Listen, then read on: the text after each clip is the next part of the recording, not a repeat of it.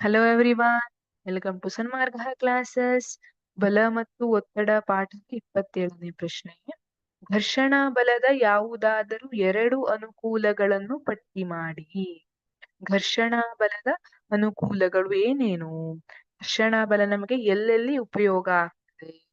ನೀವು ನೋಡಿದಿರಿ, ಚಳಿಗಾಲದಲ್ಲಿ ಫುಲ್ ಚಳಿ ಆಗ್ತಾ ಇದೆ, ಏನ್ ಮಾಡ್ತೀರಿ? ಕೈಯನ್ನ ಒಂದಕ್ಕೊಂದು ಉಜ್ಜುತ್ತೀರಿ. ಹಾಗಾದಾಗ ಏನಾಗುತ್ತೆ? ದೇಹದ ತಾಪಮಾನದಲ್ಲಿ ಏರಿಕೆ ಆಗುತ್ತೆ. ಇದು ಕೂಡ ಘರ್ಷಣಾ ಬಲ, ಹೌದಾ? ಆಮೇಲೆ ನೀವು ಪೆನ್ನಲ್ಲಿ ಬರಿತೀರಿ, ಚಾಕ್ ಪೀಸ್ ಅಲ್ಲಿ ಬರಿತೀವಿ. ಅವಾಗ ಅಲ್ಲಿ ಘರ್ಷಣೆ ಇಲ್ಲ ಅಂದ್ರೆ ನಮ್ಗೆ ಚಾಕ್ ಪೀಸ್ ಅನ್ನ ಹಿಡ್ಕೊಳ್ಲಿಕ್ಕೂ ಆಗಲ್ಲ, ಪೆನ್ನನ್ನ ಅಥವಾ ಯಾವುದೇ ವಸ್ತುವನ್ನ ಹಿಡಿದುಕೊಳ್ಳಿಕ್ಕೂ ಆಗೋದಿಲ್ಲ, ಎಲ್ಲ ಜಾರಿ ಬೀಳ್ತಾ ಇರುತ್ತೆ.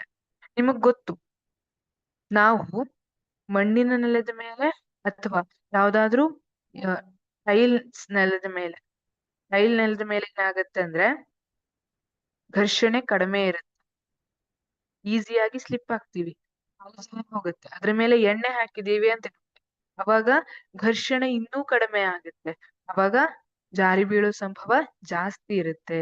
ಹಾಗಾಗಿ ಘರ್ಷಣಾ ಬಲ ನಮ್ಗೆ ಎಲ್ಲೆಲ್ಲಿ ಉಪಯೋಗ ಅಂದ್ರೆ ವಾಹನಗಳ ವೇಗವನ್ನು ತಗ್ಗಿಸಲು ಅನುಕೂಲವಾಗಿದೆ. ನಾವು ಬ್ರೇಕ್ ಹಾಕ್ತಿವಲ್ಲ, ಅವಾಗ ಗಾಡಿ ನಿಲ್ಲುತ್ತೆ. ಯಾಕೆಂದ್ರೆ ಅಲ್ಲಿ ಘರ್ಷಣೆ ಉಂಟಾಗಿರುತ್ತೆ.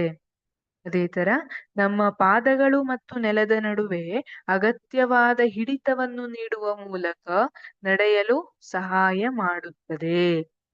ಗೊತ್ತಿದೆ ಅಲ್ವಾ ನಿಮ್ಗೆ? ಇಲ್ಲ ಅಂದಿದ್ರೆ ನಾವು ಜಾರ್ ಬೀಳ್ತಿದ್ವಿ. ನೀರಿನ ನೆಲದ ಮೇಲೆ ನಡೆಯುವಾಗ ಕೆಲವೊಮ್ಮೆ ಜಾರುತ್ತೆ. ಅದೇ ತರ ಈಗ ಬೆಂಕಿ ಕಡ್ಡಿಯನ್ನ ಗೀರಿ ಬೆಂಕಿಯನ್ನ ಹೊತ್ತಿಸ್ತೀವಿ, ಅವಾಗ ಅಲ್ಲಿ ಕೂಡ ಘರ್ಷಣಾ ಬಲ ಸಹಾಯವಾಗಿರುವಂತದ್ದು. ಇದರಲ್ಲಿ ಯಾವುದನ್ನು ಬೇಕಾದ್ರೂ ನೀವು ಬರಿಬಹುದು. Thank you.